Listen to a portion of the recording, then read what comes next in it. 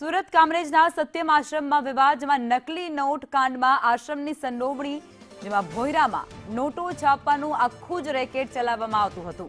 રાત્રે યુવતીઓની શંકાસ્પદ અવરજવર પણ આ આશ્રમની અંદર થતી હોવાનું સામે આવી રહ્યું છે. ગ્રામ પંચાયતની નોટિસોનો કોઈ જ જવાબ ત્યાં આપવામાં નથી આવતો. ગ્રામજનો દ્વારા મોટો હલ્લાબોલ પણ કરવામાં આવશે.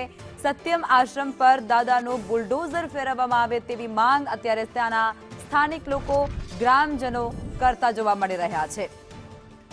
સત્યમ આશ્રમ પર દાદાનું બુલડોઝર ફેરવવાની અત્યારે માંગ ઉઠી છે.